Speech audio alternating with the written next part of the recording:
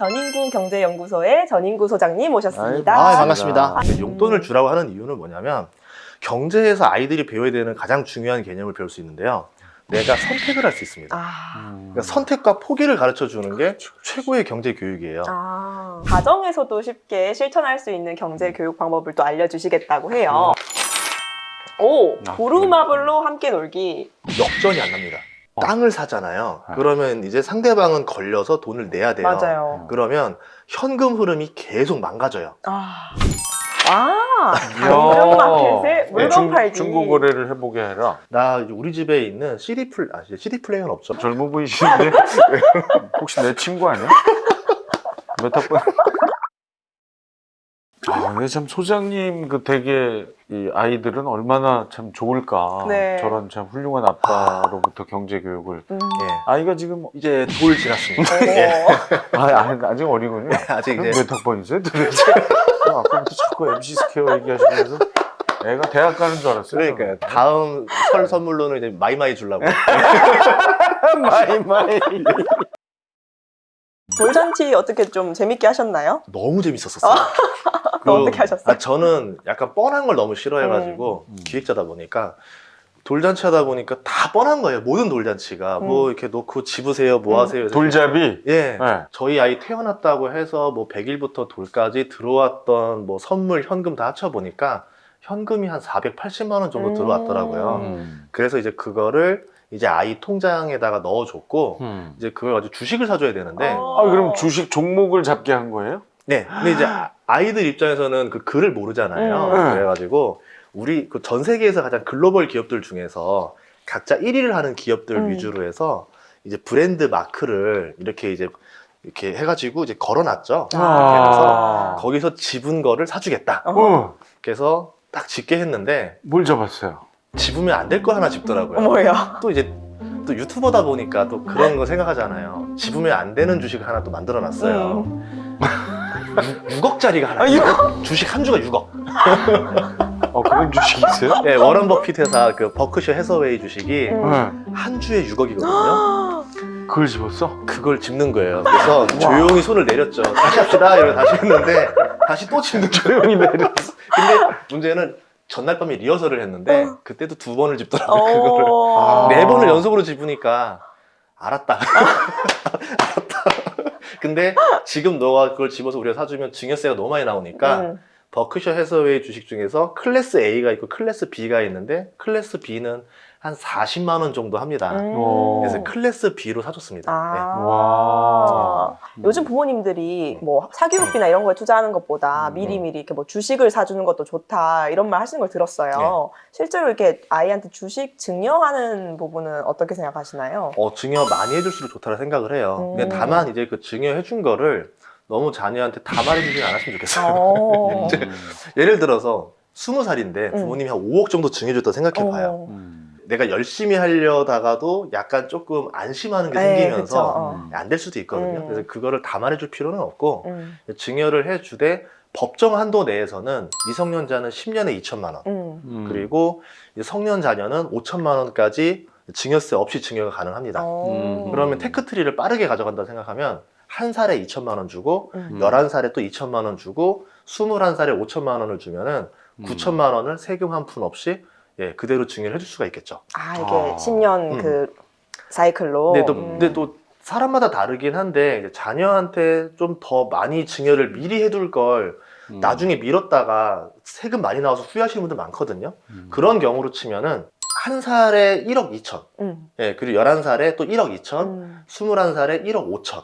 이렇게 나가는 게 제일 추천드려요. 초과분의 1억까지는 10%밖에 안 나와요, 증여세율이. 증여세율을 10% 정도면은 뭐 나중에 생각하면 굉장히 저렴한 가격이거든요. 그렇게 미리 해주는 방법도 있습니다.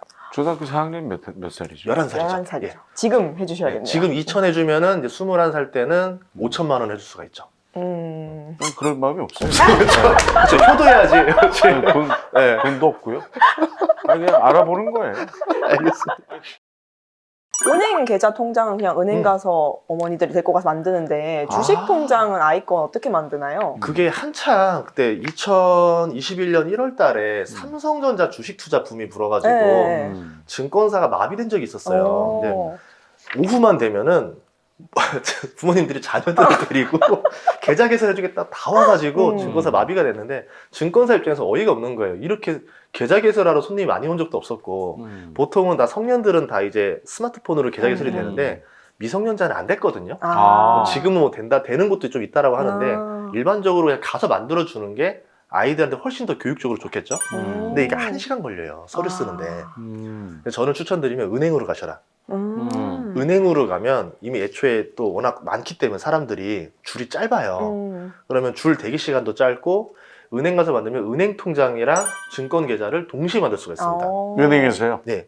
어차피 은행 계좌는 만들어야 되는 거고 증권 계좌도 만들면 좋은데 그걸 한 번에 같은 시간에 만들 수 있으니까 훨씬 더 빠르죠. 증권사에 안 가고 예. 증권사에 안 가고 이제 은행이랑 연계된 증권사가 몇 개 있어요. 보통 한 은행당 한 8개 정도가 있는데 고르라고 하거든요. 그 중에서 원하는 증권사로 이제 골라가지고 연계 계좌를 만들어주면은 좋고요. 보통 은행 계좌를 만들어주면 100만 원밖에 이체가 안 돼요. 팁을 드리자면 2천만 원 증여를 해줬는데 은행 통장에다 딱 집어넣었다. 그럼 증권 계좌로 다시 넘겨야 되잖아요. 하루에 100만 원밖에 못 넘깁니다. 어린이여서요? 예. 그러면 차라리 그냥 증권 계좌까지 만들어졌을 때 증권 계좌로 바로 집어넣어 주는 게 훨씬 낫다라는 거죠. 편하겠네요. 예. 좋네. 근데 저 유튜브에서 예. 주식 전문가분들 나오시는 거 보면 그 집은 어릴 때부터 교육을 해서 아이랑 뭐 아침에 뭐 아마존 주식이 얼마고 막 이런 얘기를 한다 막 이러는데 그럴까요? 네, 실제 우리 아이들이 그러면 그 주식 통장을 갖고 있는데 이제 주식을 어떻게 사게 해야 되는 건가요? 제가 예전에 그 학교 했을 때 학생들한테 그 아까 말한 대로 소비를 안 하는 친구들이 있어요. 투자를 하게 유도했어요. 그 포인트를 가지고 3개월마다 주식을 살 수 있게 해줬습니다. 포인트로요? 네. 그러니까 엑셀이랑 가격을 연동시키는 거예요. 예를 들어서 삼성전자 주가가 15% 올랐으면은 이 학생들이 지금 누적된 포인트가 15%가 같이 오르는 거예요. 그럼 3개월 뒤에 열어봤더니 손해보는 친구도 있을 거고 수익 난 친구도 있잖아요. 그럼 3개월마다 교체할 수 있게 해줬어요. 대신에 조건. 뭘 살 건지 알아와라.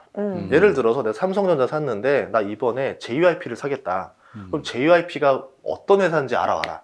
그러면 너가 이걸 왜 사야 되는지 나한테 설명을 해라. 그러니까 아이들이 설명 잘하더라고요. 와. 이번에 뭐 신곡이 뭐가 나오는데 괜찮을 것 같다. 삼성전자 뭐 이번에 스마트폰 뭐가 나오는데 요게 기능이 좋다. 그러니까 결국 자기 관심사에 해당되는 기업들에 대해서 이렇게 많이 알아오고 하니까 오히려 또 좋은 거죠. 안 그랬으면 그냥 이제 뭐 아이돌만 좋아한다라던가 스마트폰을 소비만 했는데 스마트폰이 잘 팔리면 내가 돈을 벌 수도 있구나 라는 개념을 줄 수 있으니까 한번 공부하는 거를 그대로 사게 해주는 것도 좋을 것 같아요.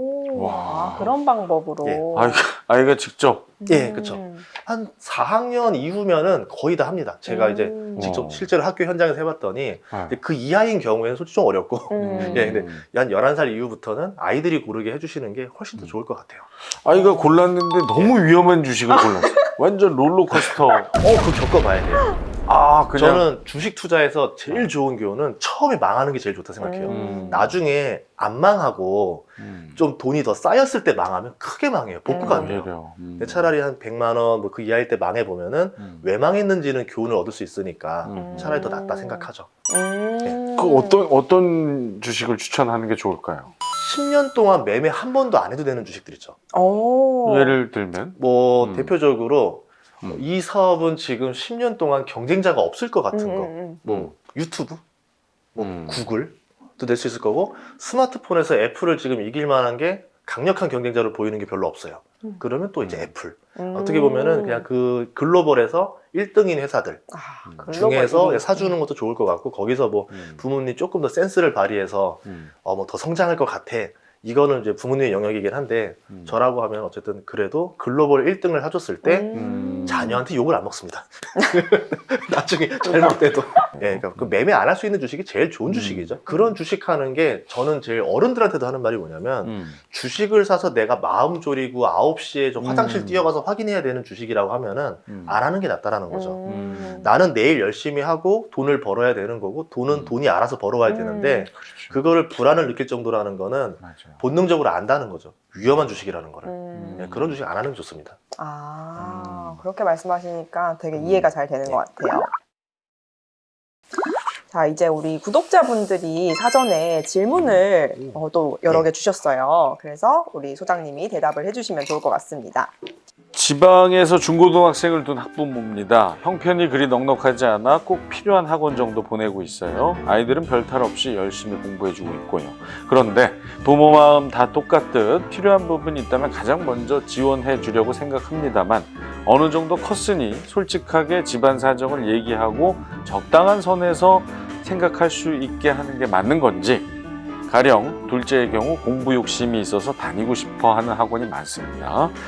공부하는데 생각이 많아져 방해가 될 수 있으니 말을 아끼는 게 나은 건지 답을 모르겠습니다. 부모님들이 이제 사교육비 때문에 굉장히 골머리를 앓더라고요. 예전에 제가 이제 목동 지역의 친구가 원장이라서 얘기 많이 들어보면은 여기서는 한 달에 1,000만 원 벌어도 가난하다라는 거예요. 1,000만 원 벌면 뭐 하냐? 그 돈이 다 목동 학원으로 들어올 건데. 그러니까 이제 사교육에 투자를 하려면 돈은 끝도 없이 들어가는 거고. 또 그렇다고 또 안 쓰면 또 안 쓰고 또 좋은 대학 간 친구들도 있는 거예요. 그래서 이 각자 집마다 고민이 사교육비를 얼마를 잡는 게 가장 좋으냐, 이걸 다 모릅니다. 근데 저는 어떻게 생각하냐면 쿼터제가 제일 좋은 것 같아요. 예를 들어서 지금 우리 집에 지금 뭐 소득상 한 달에 얼마 정도까지는 지원이 가능한데 그 안에서 너가 결정을 해라.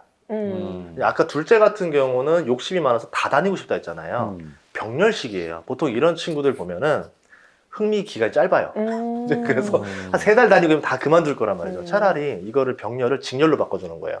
너가 한 달에 얼마 중에서 선택해서 다니고 또 이거 해보고 다음 거 또 다녀보고 다음 거 다녀라 라고 하면은 그 비용으로 오랫동안 쭉 갈 수가 있겠죠. 첫째 같은 경우도 요새는 온라인 강의도 되게 좋고 하니까 이 비용 안에서 너가 어떻게 배합을 맞출 거냐, 내가 정말 나는 이 분야가 약하다 그러면은 이거는 직강을 선택하고, 내가 좀 이 분야는 그냥 온라인 강의로도 충분히 극복할 수 있을 것 같다라고 하면은 또 이쪽을 또 밸런스를 맞출 수도 있는 거고. 그렇게 나가면 되지 않을까 싶어요. 그냥 적당히 그냥 쿼터제로 나눠서 가는 게 좋지 않을까 싶습니다. 네. 그러니까 우리 이 부모님께서는 이제 그 경제 사정을 정확하게 알려주면 예. 아이가 조금 충격을 받거나 우리 집이 이 정도였었나? 예. 그리고 이제 공부에 방해가 될 수도 있지 않을까 하는 걱정이 있으신데. 저는 뭐 부모님 알려주지 않아도 저는 제가 벌써 제 사정을 다 알고 있었던 시절이 있었었는데 충격을 먹죠. 그러니까 두 가지 방법이 있어요. 우리 집안이 한 달에 너한테 지원해 줄 수 있는 학원비가 얼마까지다까지만 알려주는 방법이 있고 총소득이 얼마에서 얼마까지다만 알려주는 방법이 있는데, 보통 일반적으로는 그냥 뭐 사정이 이러이러하니 한 달에 학원비를 쓸 수 있는 돈은 이거밖에 없는데 첫째가 있고 둘째가 있는데 너가 지금 고3이고 너가 고1이니까 한 5대3 정도로 가자, 뭐 이렇게 이야기를 하면은 충분히 이해가 가능하겠죠. 예, 대신에 그 안에서는 너가 자유롭게 선택해라. 그러면 학생 입장에서 이렇게 되는 거죠. 내가 지금 선택을 하고 포기하는 게 생기는구나. 가장 내가 만족스럽고 가장 급한 거 먼저 선택을 해야 되겠다. 경제를 알게 되는 거죠. 예. 그렇죠. 그러니까 뭐 숨기시는 것보다는 예. 어느 정도의 현실은 알려주는 것도 오히려 그게 중요합니다. 긍정적인 영향을 줄 수 있겠네요. 예. 자, 두 번째 질문입니다. 저희 아이는 중학교에 들어갔는데요. 용돈을 달라고 하지 않고 혼자 옷을 고르거나 책을 사거나 하지 않고 항상 엄마에게 뭐를 사달라고 이야기를 해줍니다. 선택을 하는 데 있어서 고민이 많은 아이라서 그런지 이제라도 용돈을 주고 직접 사보게 하는 게 좋을지, 용돈을 얼마 정도 주면 적당할지 궁금합니다. 아까 우리가 나눈 네. 얘기랑 연결이 되네요. 중학교 이제 들어갔는데. 그 선택에 대해서가 얼마나 중요하냐면 결정 장애를 가진 학생들이 정말 많아졌어요. 예전보다 더 심해졌어요. 이 결정 장애라는 거는 결국은 내가 고민하고 해결하고 그 선택에 책임지는 힘이 없다라는 거거든요. 그 나중에 내가 선택했던 게 잘못될까봐 엄마가 골라줘, 엄마가 선택해줘, 그러다가 나중에 잘못되면 엄마 때문이잖아. 그럼 본인 입장에서는 굉장히 편리한 선택이 되는 거죠. 본인이 선택하고 본인이 책임지는 연습을 계속 시켜줘야 돼요. 이런 경우도 있어요. 뭐 저희 직원들 중에도 보면은 A든 B든 선택하는데 시간이 굉장히 오래 걸리는 친구가 있습니다. 우리 회사에 쓰레기통이 하나 필요하니까 하나 구입해라라고 하면은 이틀 고민해요. 그러면 이 친구는 이틀 동안 고민하는 사이에 저희는 이틀치 일당이 나간 거예요. 쓰레기통은 2,000원인데 20만 원이 나갔어요. 굉장한 손해가 나는 거죠. 그럼 선택 고민에 지연되는 것조차도 그게 기회비용으로 날아가는 값이 된다. 그렇게 알려줘야지만 선택을 빠르고 효율적으로 하는 힘을 길러줄 수 있다. 저는 그렇게 생각해요. 그렇군요. 자기 돈으로 사는 것도 아니고 아빠가 사주는 건데 그렇게 간섭을 해요. 근데 자기 주장이 그런- 강한 건 좋은 거예요. 그런 아이는 칭찬해줘야죠. 아, 그럼요. 그러니까 예. 자기가 어쨌든 원하는 게 있다라는 거기 때문에 네. 예, 그거는 주관이 있고 색깔이 있고 주장을 말할 수 있다. 굉장히 좋은 겁니다. 예. 네. 어. 근데 저도 아니, 저희 알파가 그래요. 그래서 아니 근데 저도 제가 먹고 싶은 거를 먹고 싶잖아요. 저도 그래요. 저도 한 달 내내 좋은 거 못 먹어본 적이 많아요. 가끔 장어구이 좀 먹고 싶은데 내가 자꾸 우동을 먹자고. 우동. 아니, 그래서 지금까지는 제가 아이의 선택을 따라주고는 있는데 네. 이대로 계속 가는 게 맞는 겁니다.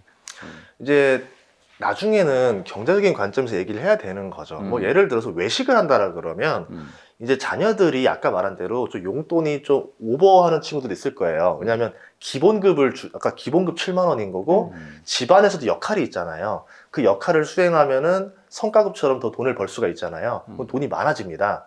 외식하는데 너도 벌고 나도 벌고 너도 벌잖아. 그럼 아빠가 각자 한 달에 내자고? 2번 살게. 아, 너도 한번 한번 사. 살아. 그렇게 하면서 내가 사는 거니까 내가 먹고 싶은 걸 살게.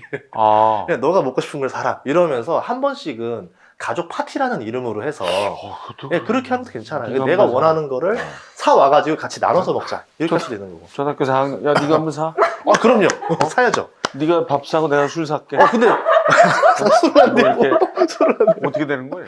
아니 근데 이게 웃을 얘기가 아니라 이런 거 해야 되네. 더치페이 연습해야 되는 거예요. 계속. 예. 아. 그리고 경우라는 걸 알게 되잖아요. 예. 내가 계속 얻어 먹는 게 아니라 예. 사회생활 할 때 한 번 얻어 먹었으면 네가 또 한 번 살 줄 알고. 그 아이뿐만 아니라 아내에게도 그런 걸 좀 적용해도 되나요? 그럼요. 근데 그게 잘 설득이 안 될 거예요. 저도 그렇거든요. 그렇죠. 아내한테 맞추기도 하고 아이에게도 맞추고 그러다 보면 내 어떤 기호가 사라져요. 난 도대체 뭘 좋아하는지도 까먹었어. 자, 에디소스 구독과 좋아요, 알림 설정 부탁드립니다. 네, 저희는 더 맛있는 교육 소스를 들고 찾아오겠습니다. 감사합니다. 감사합니다.